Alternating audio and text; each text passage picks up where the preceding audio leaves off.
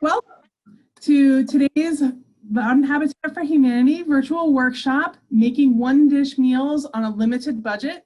My name is Julie Steele, and I'm the Director of Programs here at Loudon Habitat for Humanity. Today's virtual workshop is actually partnered with Loudon County's largest food pantry, Loudon Hunger Relief. That's a lot of Loudon all in one phrase there. But we are so glad to partner with Loudon Hunger Relief for today's workshop. In many of our workshops, we talk about budgeting and ways to save money through some creative solutions. And today we're talking about a very practical way to do that. Whether you have been impacted by COVID or not, we know at Loudon Habitat for Humanity and Loudon Hunger Relief that shelter and food are two of our most basic needs as human beings.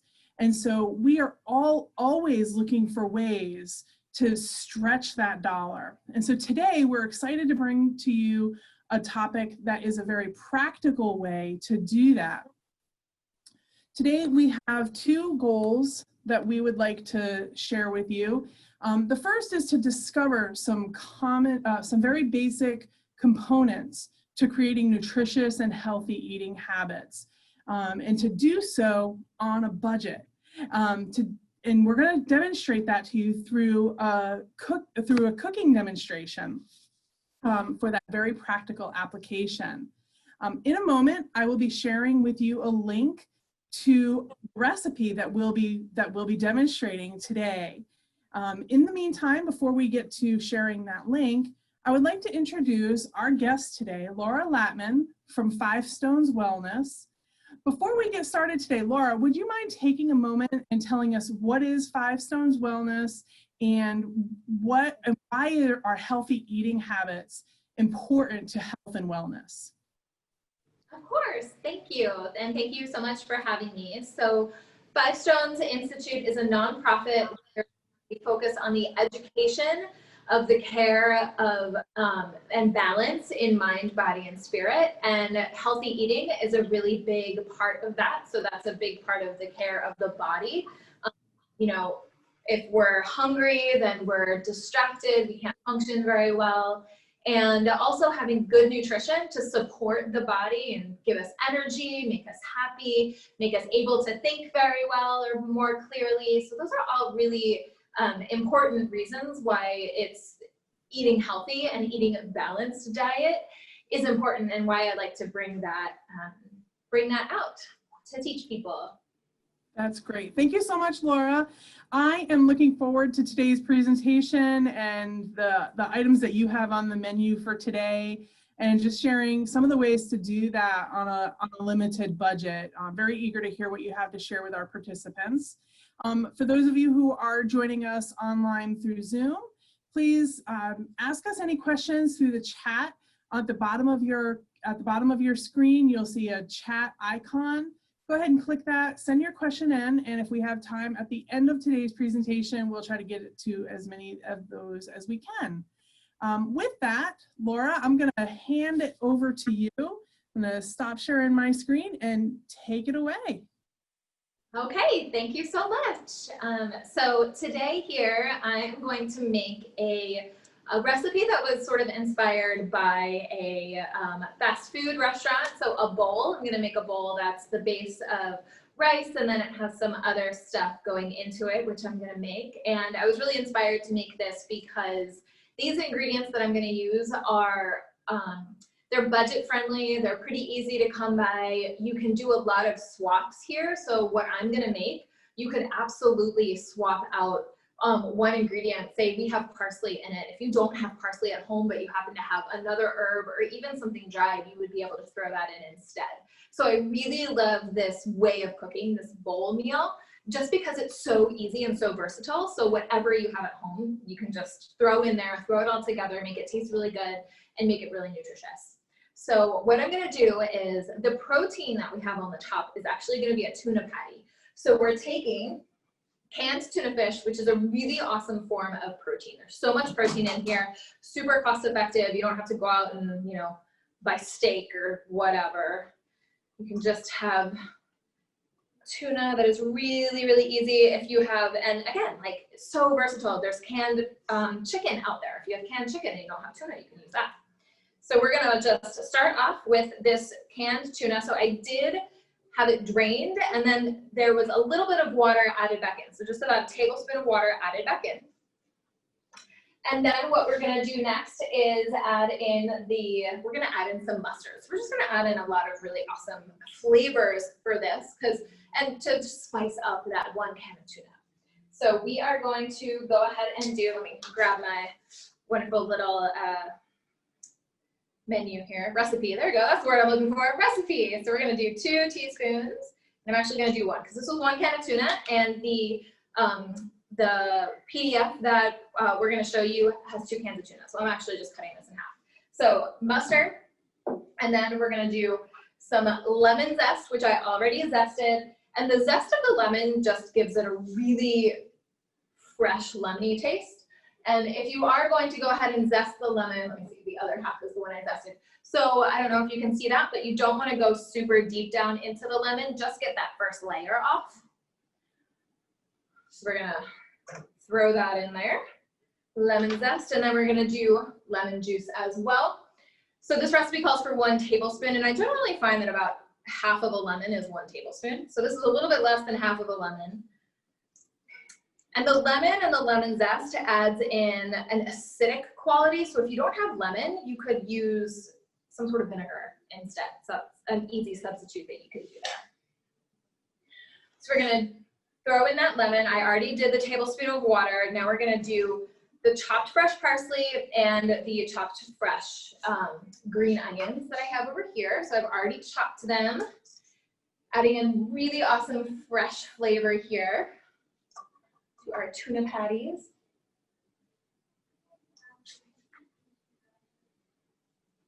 All right, this is what I'm looking at. And then we are going to have some bread.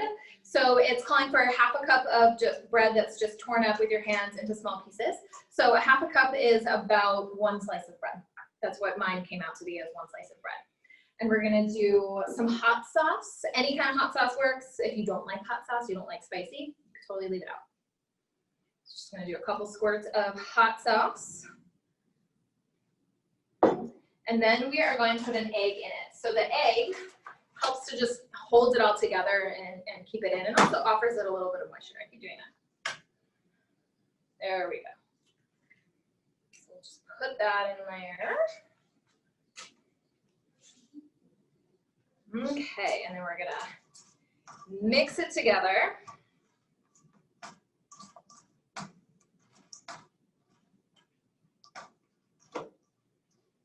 Just using whatever you've got, a spoon, this mixer here, and then we're actually going to use our hands to form these into patties. And the directions say to form it into a patty and then refrigerate for an hour, which you can definitely do. If you do that, if you refrigerate it, then it's going to come out. You're going to get firmer patties, and they're actually going to be easier to flip. But in the interest of time here, so you're not sitting around staring at fridge for an hour, I'm just going to go ahead and throw right into the pan. So this is going to make about, depending on how big you want to make your patties, but I'm going to make probably 3 patties out of this 1 can of tuna. I'm going to turn on my stove, get that ready to go. I'm going to throw on gloves just I have a sink behind me, so this makes it easier for me to clean my hands. I can just take off the gloves. Thank you so much there, Erica.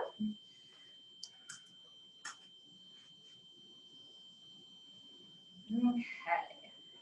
And if you don't like the taste of tuna, like I said, you could also do chicken. There's also canned salmon, so you could do a different type of fish. You could do canned salmon instead of canned tuna. And then the bread pieces, if you had bread crumbs and even maybe a little bit of flour just to help hold it all together, then that would work too. Well, like I said, really versatile. Any kind of bread that you have is going to work, whatever you've got at home. And then in the pan, I have olive oil, and then a little bit of butter. So the butter is more for flavor. So the olive oil is more of a, well, it's more of a heart healthy oil for sure because there's no saturated fat in it. It's all mono unsaturated fats, which is really nice. It's also dairy free for anybody out there that may have dairy allergies. And butter is just fine too. So if you don't have any olive oil on hand, but you have butter, you could use just butter instead of butter and olive oil. But I really do actually like the two of them mixed together because it just gives the food a really nice flavor. So like I said, I made three patties here, roughly the same size. The thinner they are, the quicker they're gonna cook. So just kind of make a ball and then flatten it out. And I'm gonna let them rest in here until my pan is ready, and it is getting really close. And you know that the pan is hot enough when the oil goes around in the pan, almost as if it's water, when it has that much, when it's melted that much. All right, so mine is definitely there. We're gonna go ahead and just take the patty. This one ended up bigger. All right, we're gonna go ahead and take the patty, throw it on. This is also a really nice recipe because it doesn't use raw fish. So if you don't have to worry so much about undercooking. There is egg in there, and egg cooks way faster than any fish or raw chicken would. So it's nice because you just have to worry about it browning, getting that good flavor on the outside, and getting heated through. So we're gonna go ahead while that cooks. So we're gonna let that cook a little bit. If you do start to see your oil smoke, then you know that your pan is too hot, so then just turn the heat down a little bit. So what we're gonna do is get into the rest of the bowl while that's cooking.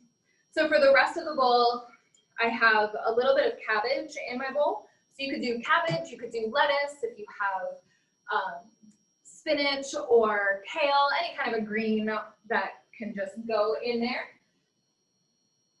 And also, if you don't have a green, you could skip it. So like I said, the wonderful thing about this is if you don't have any one of these ingredients, you could just skip it and use the rest of them. So we're gonna add to our cabbage.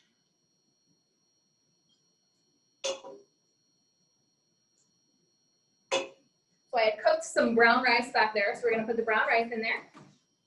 And then for vegetables, vegetables are the key to being healthy. So the number one question that I get asked by people is, if I were to make one change, what should that change be?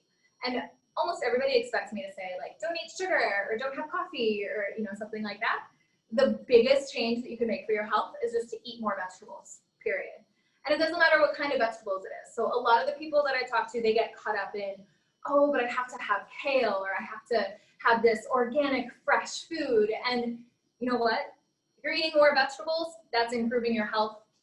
Canned vegetables, frozen vegetables, fresh vegetables, organic, non-organic. Do what you can, use what you have, and just eating more is gonna make you healthier overall. So we have our canned vegetables. We had, I poured them out into the colander. We rinsed them out. So any salt that's in there, we're getting that out of the vegetables. We're just gonna put those on the side here as well. And just about half a cup here in your bowl.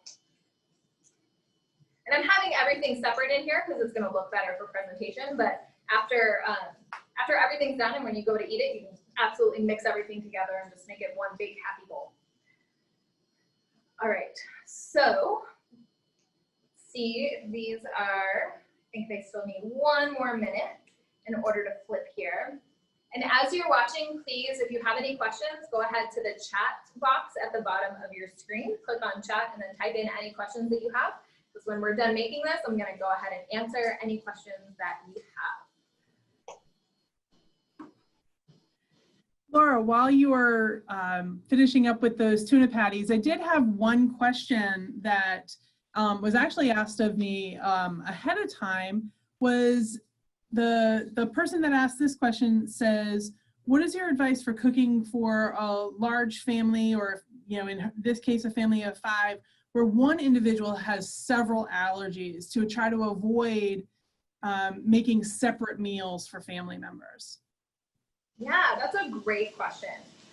So one thing that I really recommend, if there's anybody in the family, especially if it's a child, but if there's anybody in the family that has allergies, is to really try to get everybody else on the same page so that that one person doesn't feel like they're missing out. along with making 2 meals if, you know, somebody has celiac and everybody at the table is eating pasta and they're stuck with some sort of rice or something that they may not like as much, then they're going to feel really left out. So really trying to make the same meal for everyone.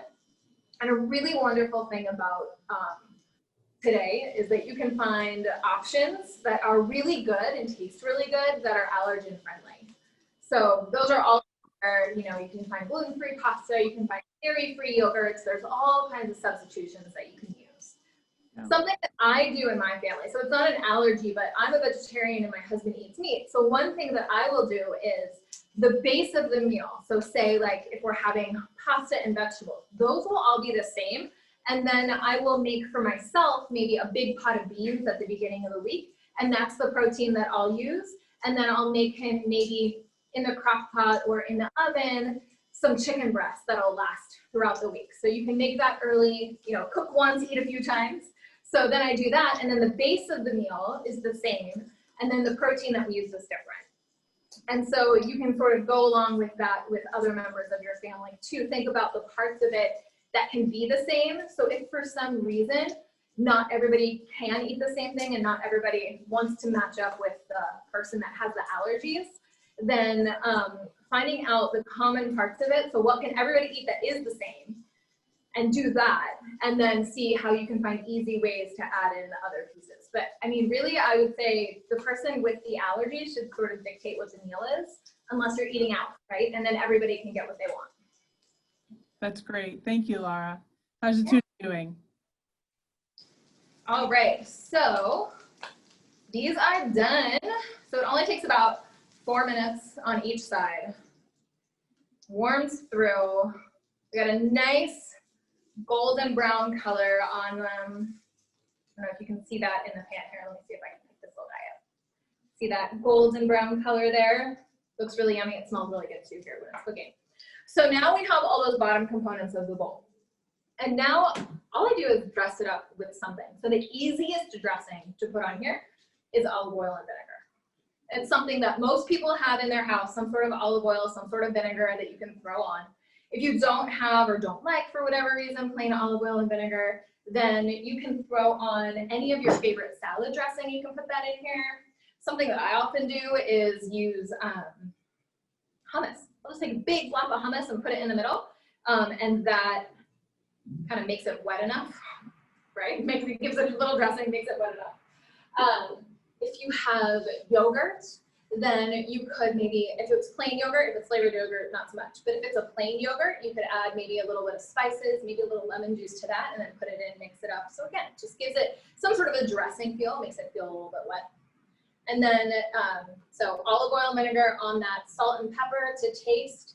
You can put that all over everything to give it more flavor. If there's any other herbs that you really love, you could do that.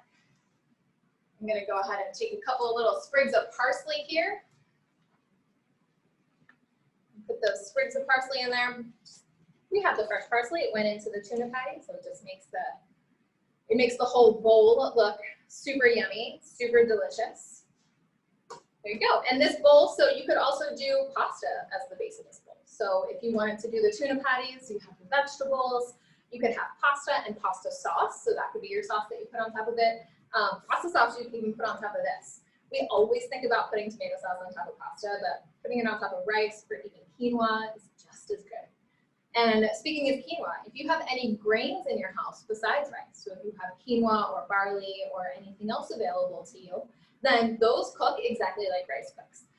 Quinoa might not take as long to cook as rice, or as brown rice. It would be longer than white rice.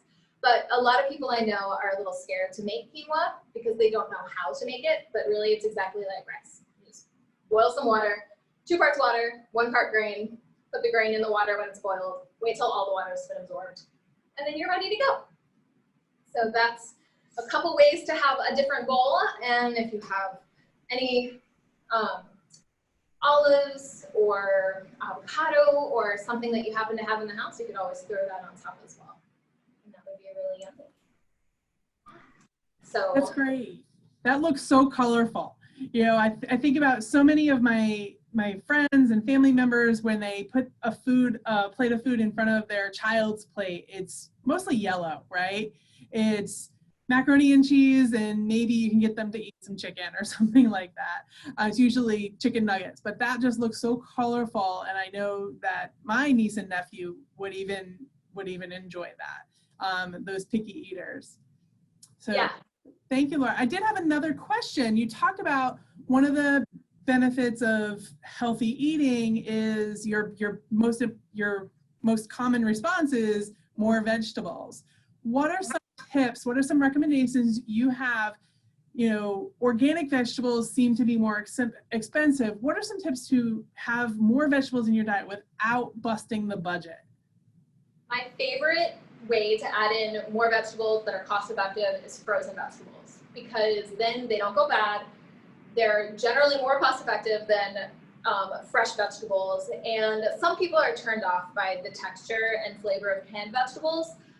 So if that's you, then frozen vegetables are absolutely the way to go. And usually, I think it's around March, towards the end of winter, frozen vegetables go on sale. So then when that happens, or when you see them on sale, or you see your favorite frozen vegetable on sale, then you can just buy a bunch because it's gonna be in the freezer, they're not gonna go bad.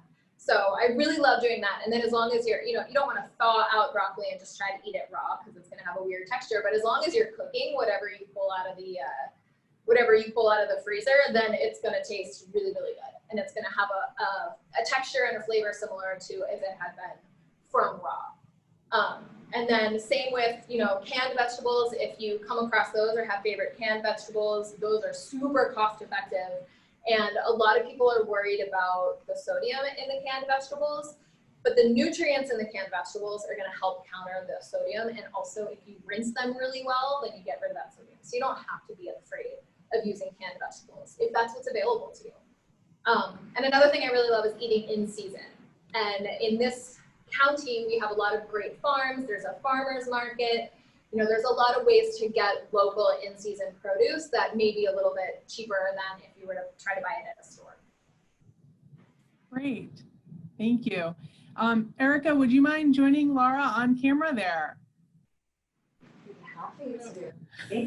I mentioned that our partnership is with Loudon Hunger Relief. So Laura, Erica, if you would introduce yourself and tell us about Loudon Hunger. Thank you. So if you think this looks good, Julie, it smells fantastic. So, awesome. So glad that you're here. But my name is Erica Huddleston. I'm the Deputy Director of Partnerships and Programs for Loudon Hunger Relief. And we exist to make sure that everyone in Loudon County has adequate access to nutritious food. And we do that through our food pantry and through also a lot of partnerships, like the wonderful one we have here today with Loudon Habitat for Humanity and Five Stones Institute, because we believe that not only do people should have access to food to end hunger, but that food should be nutritious. And so we're so happy to be able to provide this partnership for education and show people exactly how they can use some common ingredients that you can either get from the grocery store or from our food pantry, and be able to put together a great and tasty dinner.